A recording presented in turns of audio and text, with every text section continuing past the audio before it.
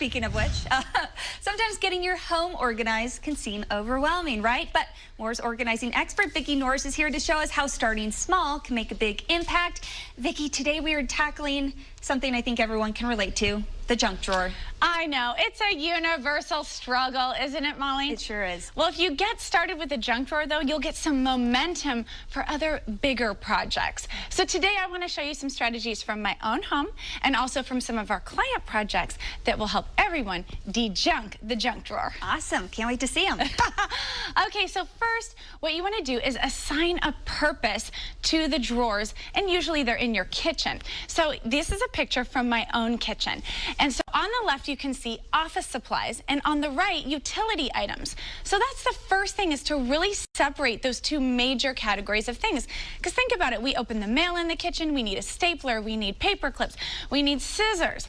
But also, sometimes you need a lighter to light candles, you need a tape measure, you need super glue, some utility items. So if you want to organize a junk drawer, think about actually commandeering two different drawers and separating and assigning different purposes. Right, because usually those two drawers for me, that is one drawer. It's right. It's a hybrid. Yeah, exactly. And you can't make sense of it. I know.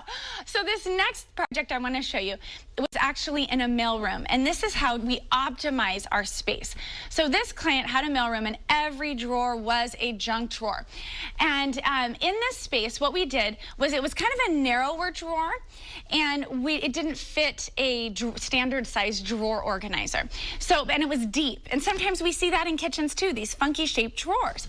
So I use these deeper bins to put things like labels and a big pile of rubber bands, but then I stole some paper coffee cups, Molly, from their office kitchen to organize things like pencil leads and erasers. So you can still organize a smaller space, even if it doesn't fit a standard size drawer organizer. And on that point, don't go buy a drawer organizer until you know exactly what you need and you've measured the space. Okay, I like that. It's like a junk drawer within a junk drawer, but not so junk drawer anymore, right? Right, we've organized it all. Okay, next what you want to do, and this I think is the biggest key here of organizing your junk drawer, is to rehome unrelated items. Now you can see in this picture a plastic bin with the 3 drawers. And this is what we have set up in a client's home in a closet that's adjacent to the kitchen, because you're going to find those go elsewhere items in junk drawers. Our organizing team finds manuals, cords, batteries, gloves, old cell phones, paperwork, receipts, everything you can think of in a junk drawer, right? And so what your junk drawer is telling you is that there are many systems that are needed throughout your home that you haven't yet set up, okay? And so we call those go elsewhere items. And this is just a simple, easy solution that anyone can apply in an adjacent storage space. So go ahead and set up those paper systems, set up those personal effects systems elsewhere in your home. Now, finally, don't let those obstacles to getting organized stop you from tackling that junk drawer. Molly, a lot of people just don't want to go out and find the right drawer organizer, or they don't want to spend money on it. My advice is unload that junk drawer, get the process going, and if you have to, use what you have. Pictured here is a muffin tin that I used to organize the junk drawer in this case.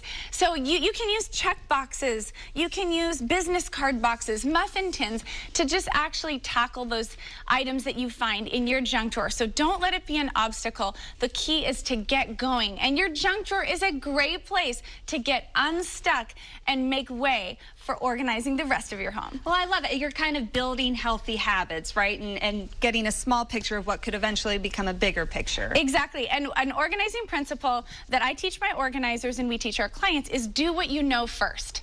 And because sometimes you're so paralyzed, you don't know where to start. So a junk drawer is something that's simple, right? Get going and get unstuck. I feel like you know me, Vicki. Thank you so much. No more junk drawers, organized drawers from now on, right? That's right. Okay. Thanks for watching this organizing video by Restoring Order. Be sure you subscribe to this channel and check us out at restoringorder.com.